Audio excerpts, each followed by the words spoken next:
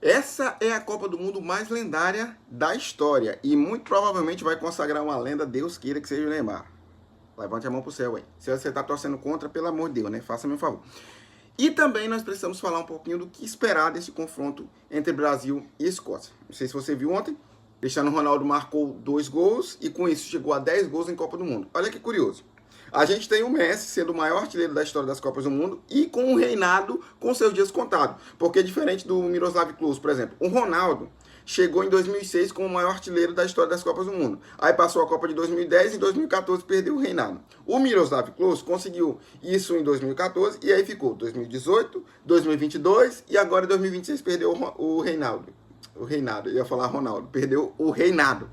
E agora a gente tem o Lionel Messi conseguindo esse reinado, um recorde histórico, né? Porque a diferença de Miroslav Klose para Ronaldo era de 1 gol. A diferença de Miroslav Klose para Messi, que ainda joga mais uma partida, joga pelo menos mais 2, vamos botar que ele caísse ali no 16 avos, pelo menos mais 2, é já de 2 gols. E ele ainda pode ampliar isso aí. Se ele jogar contra a Jordânia, vai ser uma sacolada e ele provavelmente vai fazer. Pelo menos um ele faz. Pelo menos um ele faz. Não é possível que ele vai passar em branco exatamente agora. Porém, a gente tem fungando no cangote dele Kylian Mbappé com 16 gols. Então, assim, é um reinado, já falar Ronaldo não, é um reinado esplendoroso, quase que não sai, esplendoroso, no entanto já está com seus dias contados. E a gente teve Cristiano Ronaldo também chegando a 10 gols. Olha que curioso. A gente tem o Neymar mais abaixo com 8 gols, que dependendo, numa dessa aí conseguir marcar mais 2 gols, chega a 10 também. Mas aí a gente tem Harry Kane com 10 gols, a gente tem Cristiano Ronaldo com 10 gols, e já tem Mbappé com 16 gols. A gente tem Lionel Messi com 18 gols. A gente pode ter uma Copa do Mundo em que, nessa questão de números de maiores artilheiros da história, a gente chegue lá no final, na final, sei lá, com vários caras tendo ultrapassado o Ronaldo Fenômeno. Vários caras tendo também ultrapassado o Miroslav Klose. Você já pensou um negócio desse? Vai ser uma Copa absurda e Deus queira que fique com o Neymar, porque né, a gente também merece e já sofreu demais. Agora falando um pouquinho sobre o confronto Brasil e Escócia. Brasil e Escócia é um confronto que já tem 5 edições em Copas do Mundo, sendo que uma delas só terminou em empate, as outras todas o Brasil venceu. A maior goleada é de, se eu não me engano, 1982, com um 4-1 para o Brasil. Nesse confronto também teve o gol aos 4 minutos, se eu não estou enganado, de César Sampaio, que é o gol mais rápido da seleção brasileira na história das Copas do Mundo. A gente tem também o último confronto entre Brasil e Escócia, sendo em 2011, e foi 2-1, era um amistoso. 2-0, era um amistoso. E quem marcou os 2 gols? Neymar, que estará de volta. Não sabemos ainda se titular, não sabemos ainda se ele vai jogar, mas ele estará disponível para esse jogo da seleção brasileira. Muito provavelmente vai jogar, nem que seja um pouquinho ali, se o jogo não for muito apertado. Historicamente, esse confronto ele não é de muitos gols, como eu falei, só teve uma goleada, e de lá para cá é só 2-1, 1-0, 2-1, 1-0, 2-0 no máximo, não passa disso. Vale lembrar também que a seleção escocesa é uma das mais antigas do mundo, ela tem... O primeiro amistoso foi da história da Escócia, foi Escócia e Inglaterra em 1872. Eu não entendo como uma seleção dessa não consegue ter tradição em Copa do Mundo, só disputou 9 Copas do Mundo até hoje. E assim... O que a gente sabe até agora, o Brasil e a Escócia chegam vivos. O Brasil mais, a Escócia chega com 3 pontos, que venceu o Haiti, o Brasil chega com 4. E o Brasil está disputando ali nas cabeças entre Brasil e Marrocos para ver quem vai conseguir liderar o grupo C. Lembrando que isso vale não só o primeiro lugar da Copa do Mundo, primeiro lugar do grupo C, como também vale uma logística melhor, porque o Brasil está nos Estados Unidos e se passar em primeiro lugar, fica ali uma logística muito mais viável para o Brasil, por exemplo, voltar todo o tempo para onde ele está agora, vai ficar mais confortável. Se passar em segundo, vai ter que sair dos Estados Unidos e ir para o México, então vale uma logística. E para a gente que é preguiçoso, vale uma folga na segunda-feira, meu brother, tá vendo? Se o Brasil ganhar, o Brasil vai jogar na próxima segunda, 2 horas da tarde. Ou seja, só trabalharemos meio período, tá vendo aí? Por isso você tem que torcer pro Brasil, mesmo você que tá torcendo contra o Neymar, porque o Neymar tem uma posição política, torce pelo Brasil, meu parceiro, porque aí nós vamos ter uma folga na segunda-feira. Se o Brasil não passar em primeiro lugar, vai jogar de noite e aí folga, já era. Acabou a graça para nós também. Então assim, vamos torcer. Outro detalhe que vale também a gente ressaltar é que a Escócia é uma seleção que ela fica entre o meio do caminho ali, entre Marrocos e Haiti, tanto que ganhou do Haiti e perdeu do Marrocos. Não é uma seleção tão forte, mas também não é uma seleção tão fraca. É uma seleção que tem uma defesinha consistente, não à toa a seleção do Marrocos não conseguiu golear Assim, apesar de que Marrocos não é uma seleção de muita goleada. Goleou nos últimos 2 amistosos antes da Copa do Mundo, mas também enfrentou Madagascar e outra seleção que eu não sei nem falar o nome. Então, assim, né? Você não golear Madagascar, meu parceiro. Apesar de que se fosse o Brasil, eu não sei se golearia, porque o Brasil empatou com a Tunísia.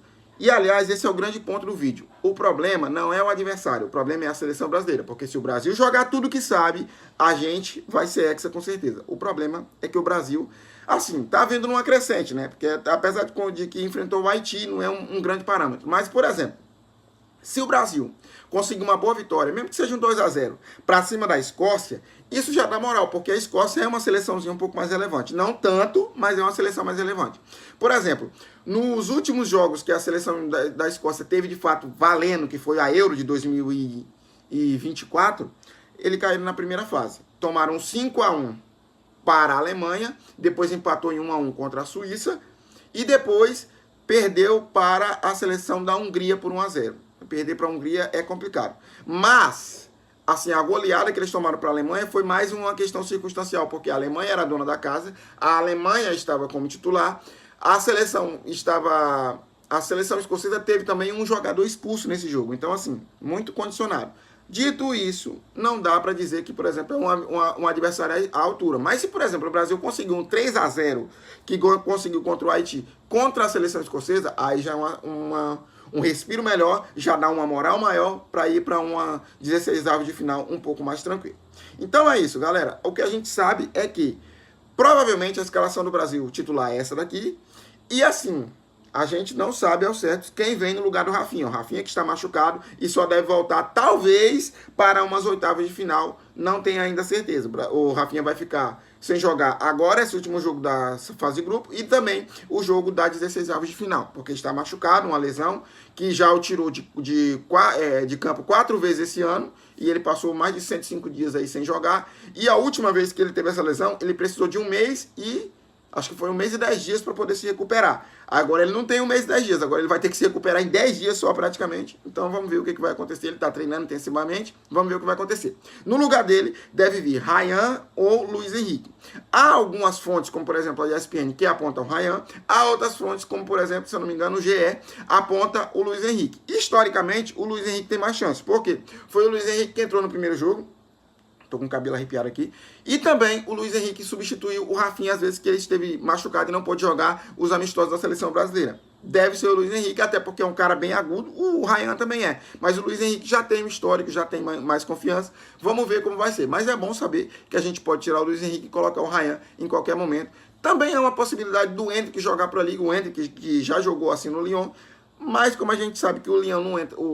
Mas como a gente sabe que o Endrick não vai entrar nem se todo mundo der diarreia, então muito provavelmente ele deve ficar para reserva ali. Seria muito doido a gente ver no segundo tempo, de repente, Vini Júnior, Neymar entrando na meia e o Endrick entrando como centroavante. Seria um absurdo, dependendo de como for esses caras ainda jogarem bem no entrosamento ali, marcar gol. Aí assim a gente, né? Mas vamos ver, estamos sonhando alto? Tô, mas não custa sonhar.